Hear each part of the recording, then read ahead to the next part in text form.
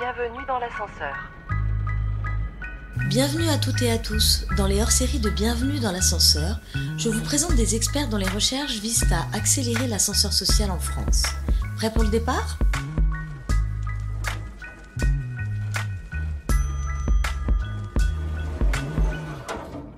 Bonjour Elisabeth Moreno. Alors Elisabeth, vous avez été ministre des droits des femmes, mais vous avez aussi été ministre de la diversité et ministre de l'égalité des chances. Vous êtes, par aussi votre histoire, une sorte d'experte, on peut dire, de la question de l'ascenseur social, de l'égalité des chances, plus exactement de l'inégalité des chances. Et donc j'aimerais vous demander, en tant que finalement grand témoin de ce podcast Bienvenue dans l'ascenseur, où en est, selon vous, l'ascenseur social en France? Il y a des données chiffrées qui sont un peu contradictoires. Il y a les données de l'OCDE qui disent qu'il faut 5 générations pour accéder à un milieu social plus élevé que celui de ses parents. Mais il y a aussi, par exemple, une étude de l'INSEE de 2022 qui dit que 70% des jeunes ont un revenu supérieur à celui de leurs parents, de jeunes issus de milieux défavorisés. Donc voilà, j'aimerais un peu avoir votre avis là-dessus. Et puis, qu'on parle un peu d'ascenseur social. Et puis, si vous avez envie de parler un peu de votre parcours, vous pouvez aussi le faire. Bonjour Anne-Cécile Sarfati et merci beaucoup pour votre invitation et félicitations pour ce podcast qui donne de l'espoir. Parce que je pense qu'on a absolument besoin de croire en des choses qui nous élèvent et qui nous donnent de l'impulsion pour pouvoir avancer. Et c'est vrai qu'on est à une époque où on a tendance à voir la bouteille à moitié vide parce que les crises auxquelles nous sommes confrontés aujourd'hui nous donnent le sentiment que plus rien ne fonctionne, alors qu'il y a plein de choses qui fonctionnent. Mais la nature humaine est ainsi faite que quand on est mal, quand on va mal, quand on n'entend que des choses négatives autour de soi, on a tendance à avoir un regard biaisé sur les choses. Et je pense que la question de l'égalité des chances, c'est un vœu pieux, que l'égalité des chances, dans la réalité, elle n'existe pas. Selon que vous naissiez dans une famille argentée, selon que vous naissiez dans le nord ou dans le sud, selon que vous naissiez dans un pays en guerre ou un pays en paix, selon que vous naissiez fille ou garçon, selon que vous naissiez riche ou pauvre, évidemment que vous n'avez pas les mêmes chances de réussir que d'autres. Bienvenue dans l'ascenseur. Moi, j'ai découvert en politique que la politique, elle était justement là pour aider ceux qui partent d'un peu plus loin à réussir, justement. Et j'ai eu la chance de vivre dans un pays qui est l'Afrique du Sud, où les inégalités sont absolument exponentielles. Et j'ai grandi en France, dans un pays où les politiques d'égalité des chances sont nombreuses et peuvent permettre à des enfants qui partent de plus loin de s'en sortir. Et donc, pour répondre à votre question, très basiquement, je vous dirais que les 2 études que vous avez citées sont vraies pour certains et elles sont fausses pour d'autres.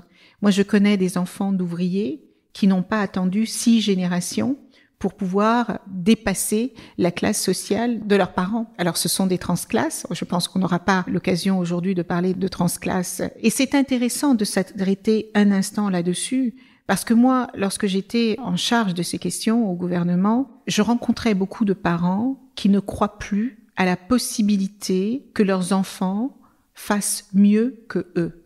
Déjà, c'est terrible. C'est terrible. C'est terrible d'être un parent, de vous battre pour que vos enfants aient une meilleure vie que la vôtre. C'est ce qui motive beaucoup d'immigration. C'est de quitter le désespoir pour aller vers l'espoir avec tous les risques que cela peut sous-entendre. Parce que la nature même de l'être humain, c'est le progrès. Bien sûr. C'est la volonté de se dépasser. C'est la volonté de devenir plus, mieux que quoi on ne sait pas, mais en tout cas mettre un pas devant l'autre et d'avancer. Et la difficulté que nous avons aujourd'hui lorsque nous abordons la question de la méritocratie, c'est que nous faisons reposer sur le dos des personnes le fait d'être méritant ou pas. Alors que nous savons pertinemment que vous êtes un élément d'un tout. Bien sûr. Et vous pouvez naître avec un talent inouï entre vos mains, et on peut considérer que Mozart était quelqu'un de talentueux et qu'il est devenu Mozart parce qu'il a su exploiter ce talent. Mais peut-être qu'un autre Mozart, un peu plus paresseux, un peu moins ambitieux, un peu moins volontaire, n'aurait pas eu envie de travailler autant et de se mettre autant de pression sur les épaules pour pouvoir réussir. Chaque individu est à la fois la combinaison de ce qu'il est et de la société dans laquelle il évolue. Et nous connaissons tous des personnes qui ont énormément de talent, mais qui sont dans des environnements qui font que, quel que soit le talent, quel que soit le travail qu'ils peuvent fournir, quelle que soit l'envie, la motivation, l'ambition, ils n'y arriveront pas. Tout simplement parce qu'ils ne sont pas dans le bon environnement, parce qu'ils ne rencontrent pas les bonnes personnes qui vont leur donner le bon coup de pouce, et parce que ça demande parfois une énergie colossale que de sortir de la boîte dans laquelle on s'enferme soi et de la boîte dans laquelle la société nous enferme. Parce que nous vivons dans une société où, en fonction de votre genre, en fonction de votre couleur de peau, en fonction de votre religion, on va estimer que vous devez être à tel ou tel endroit. Donc, avant même que vous ne vous élanciez à la recherche de ce mérite, les gens vous ont déjà catalogué et vous vous êtes parfois déjà approprié cette identité dans laquelle on vous a enfermé. Et je crois que c'est véritablement ça le sujet, sans culpabiliser personne, parce que je dis souvent que cet état de fait, nous sommes nés, nous l'avons trouvé, et nous quitterons probablement cette terre et nous le laisserons derrière nous, parce que c'est le fonctionnement de l'être humain. Il y a cette nécessité d'essentialiser, de catégoriser, qui fait que parfois, même avec la meilleure volonté du monde, vous n'y arrivez pas. Et la France vous semble être une société encore de caste ? Oui, bien sûr. La France est une société de caste, la France est une société élitiste, la France est une société d'entre-soi, mais j'ai vu plein d'autres pays dans le monde qui fonctionnent aussi comme ça. Moi, j'ai la chance d'avoir travaillé sur 5 continents, d'avoir fréquenté toutes les cultures, toutes les origines, et les origines sociales, les origines culturelles. Et j'ai envie de vous dire que la France n'est ni pire ni meilleure que certains autres pays. Peut-être que nous avons dans notre pays, je crois, les plus belles valeurs républicaines qui soient. Liberté, égalité, fraternité. Nous nous sommes vaillamment battus pour notre liberté. Et quand il s'agit d'égalité et de fraternité, nous avons un travail colossal à faire. Et on le voit tous les jours. Et cette période est encore plus exacerbée sur ces sujets-là. Peut-être aussi parce que les politiques eux-mêmes exacerbent ces sujets-là. Et il y a énormément de clivages sur ces thématiques. Mais ça n'est pas parce qu'une société est très hiérarchisée, très catégorisée, qu'elle peut ne pas donner la chance à d'autres d'aller un peu toucher ce monde du doigt. Mais moi, pour avoir fait ce voyage, je peux vous dire que ça n'est pas une mince affaire et que ça demande sans arrêt un travail sur soi, d'accepter d'entendre l'inentendable, d'accepter la condescendance, d'accepter le rejet des autres. Et pour autant, je crois que notre pays est celui qui offre le plus d'égalité des chances. Alors justement, vous avez été ministre française. Vous avez probablement fait des choses en tant que ministre de l'égalité des chances pour améliorer ce sujet. Qu'est-ce qu'il reste à faire, selon vous, pour accélérer l'ascenseur social en France ? Alors, d'abord, je suis toujours un peu réservée sur la question de l'ascenseur social. Moi, je vois des escaliers. Je ne vois pas d'ascenseur. Quand on parle d'ascenseur, il ne s'agit pas de rentrer dans l'ascenseur et il vous emmène au 10e étage simplement en appuyant sur le bouton. Ça n'est jamais ainsi que ça se passe. Si vous êtes un enfant qui naissait dans une zone rurale et que vous avez un certain talent que vos professeurs ont identifié et qu'ils vont aller encourager vos parents à vous envoyer dans les meilleures écoles de France ou d'ailleurs, eh bien, si vos parents n'ont pas les moyens financiers de le faire, ils ne le feront pas. Et vous parliez tout à l'heure de certaines études. Il y a des études qui montrent que les enfants issus de milieux défavorisés, quand bien même ils ont du talent, et des compétences et des capacités, beaucoup d'entre eux arrêtent l'école avant le supérieur pour pouvoir aider leur famille, ou alors parce que leurs familles n'ont pas les moyens de leur offrir ces écoles. Mais ça n'est pas que payer l'école, c'est payer les transports, c'est payer le logement, c'est payer la nourriture. Bien sûr, mais ça dans le podcast, tous ceux qui témoignent dans le podcast racontent ça, la difficulté évidemment à payer des études supérieures. Heureusement, on se rend compte qu'il y a quand même aussi des chemins de traverse, il y en a qui regrettent de pas pouvoir faire une grande école, mais qui finalement finissent par y arriver en prenant des chemins de traverse. On en a vu une aujourd'hui d'ailleurs qui nous a raconté ça. Elle est en train de faire un MBA alors que son rêve aurait été de faire une grande école de commerce comme celle qu'on connaît, etc. Et elle pouvait absolument pas. Laissez-moi m'arrêter un instant là-dessus parce que je vous parlais tout à l'heure de la manière dont notre société fonctionne. Il faut et il est grand temps que nous réalisions que toutes les réussites ne passent pas par les grandes écoles de commerce, que toutes les études ne passent pas par des études supérieures. Et on a créé une société dans laquelle la réussite de col blanc est considérée comme le must, et on se retrouve à un moment où on a des métiers essentiels, où on ne trouve plus personne, on ne trouve plus de jardinier, on ne trouve plus de plombier, on ne trouve plus de menuisier. Jusqu'à nouvel ordre, l'intelligence artificielle ne saura pas réparer le boulon de mon robinet dans ma cuisine.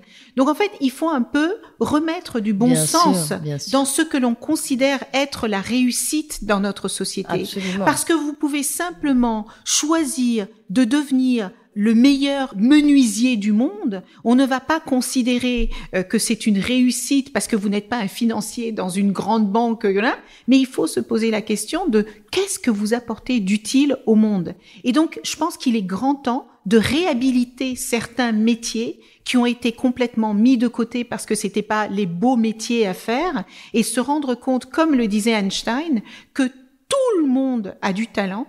Mais si vous demandez à un poisson de voler, il passera toute sa vie à croire qu'il est idiot. Eh bien, je pense que nous n'avons pas exploité toutes les intelligences que nos enfants portent en eux et que, à force de nous focaliser sur une seule intelligence, eh bien, nous passons à côté de beaucoup de potentialités humaines.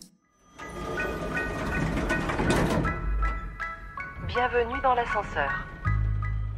Alors, la bonne nouvelle, c'est que vous l'avez dit récemment, mais avec l'intelligence artificielle qui va supprimer tout un tas de métiers de col blanc, peut-être ça va rééquilibrer un peu des choses vis-à-vis d'autres métiers. Mais à condition que les gens y soient préparés. À condition que, parce que un enfant a 8 en maths, on ne le considère pas comme un idiot. Et qu'on ne considère pas que parce qu'il n'est pas bon en sciences, il ne fera rien de sa vie. Vous voyez? Et c'est pour ça que je vous dis que c'est un changement de mentalité et c'est un changement structurel sur lequel nous devons collectivement travailler. Imaginez que vous soyez une jeune fille, que vous ayez 12 ans et que vous décidiez de devenir astronaute ou experte en intelligence artificielle et que vous alliez voir vos parents avec des étoiles plein les yeux et que vous leur disiez « Oh, moi, ce que je veux, c'est conquérir l'espace. » Et que vos parents vous répondent « Mais qu'est-ce que c'est que cette lubie?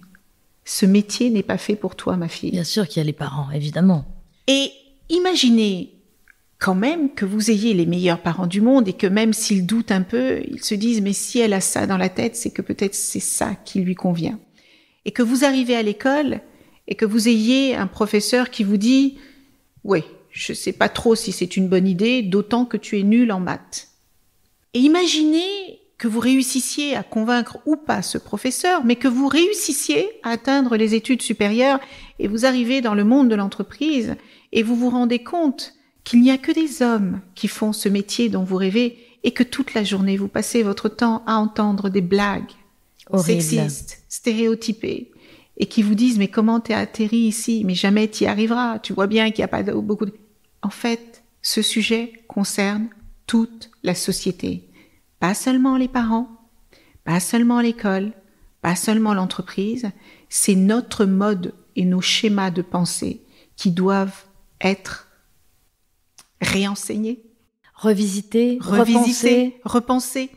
Et en fait, commencer par prendre conscience de tous ces biais et tous ces préjugés que nous portons en nous, tous et toutes, c'est déjà un début.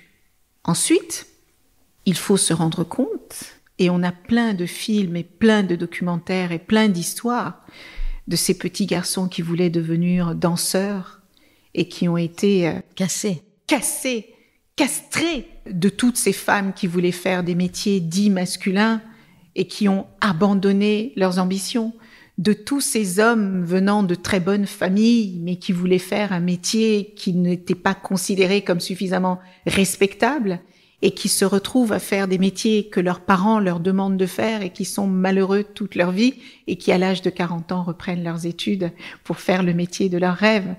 Donc, ce qui est merveilleux dans la vie, c'est que finalement, il n'y a pas de fatalité. Moi, je ne crois pas au déterminisme.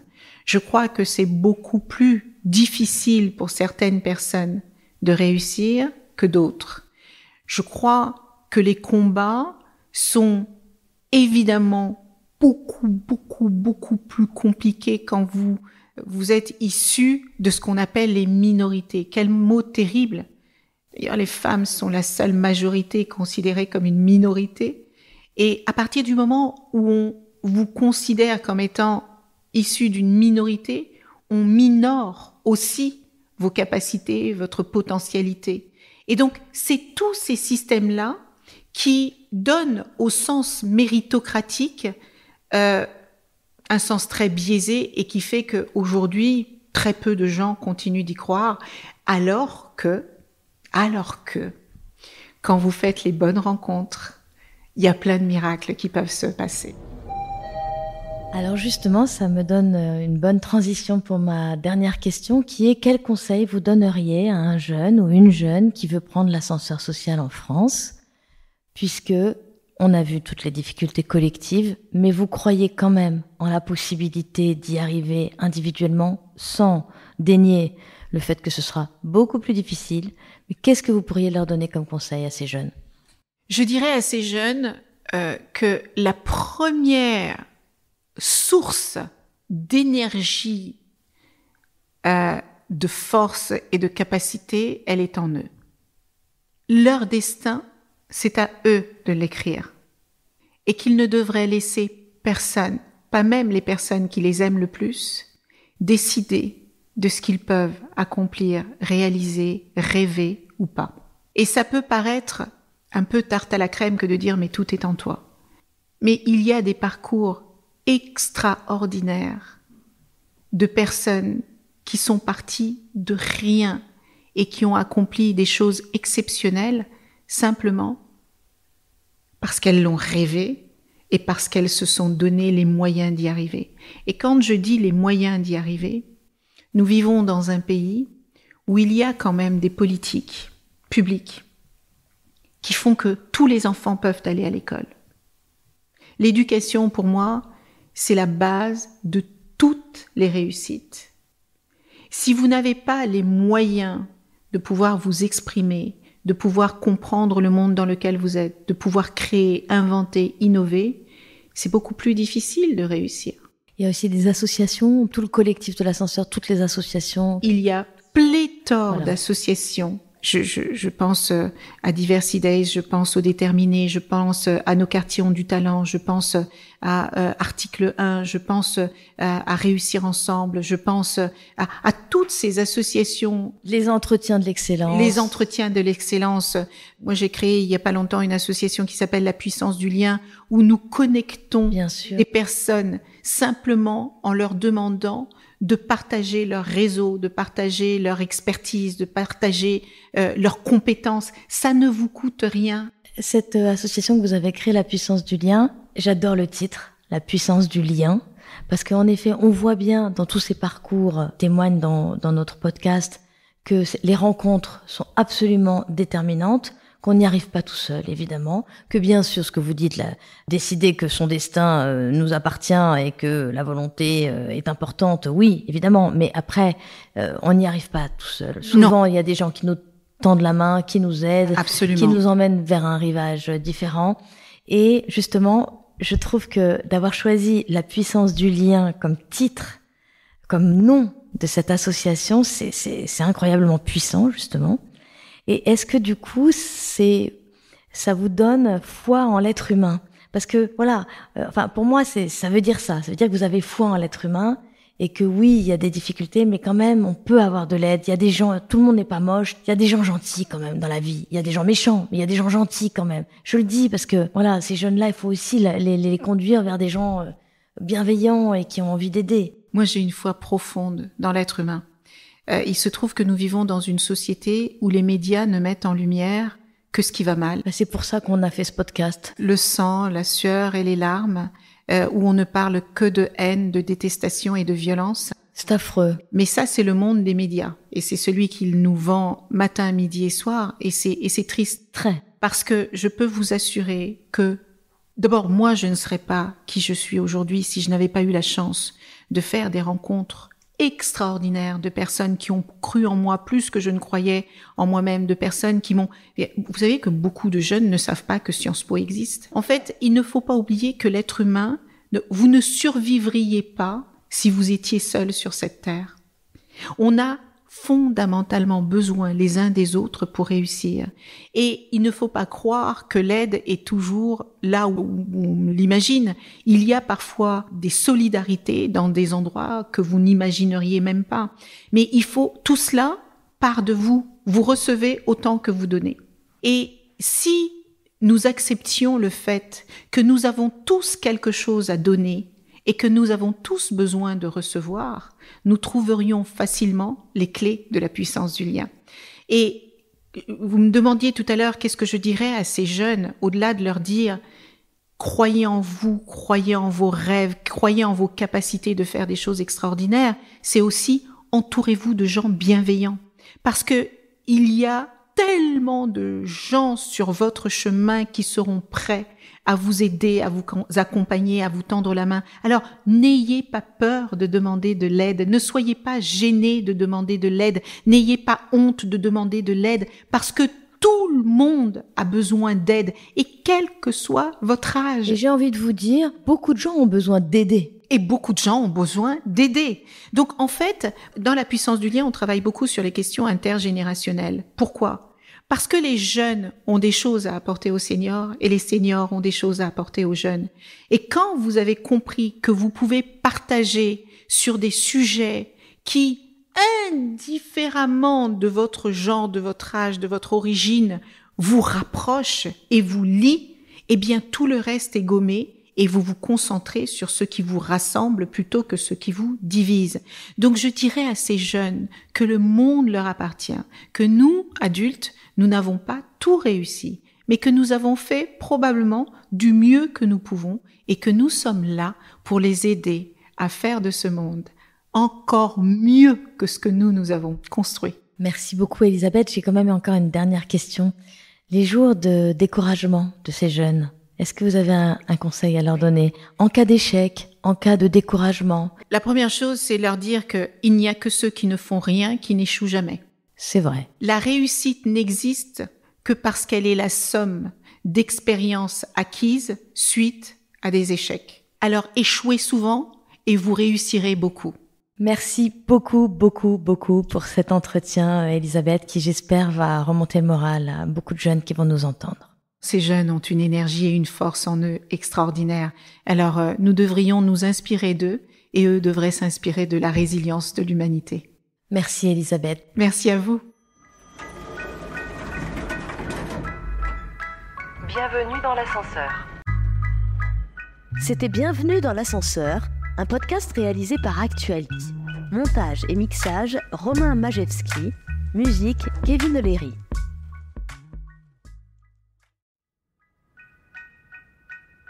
Si vous aimez ce podcast, abonnez-vous, parlez-en autour de vous, partagez-le sur les réseaux sociaux et laissez un avis, sans oublier de noter 5 étoiles.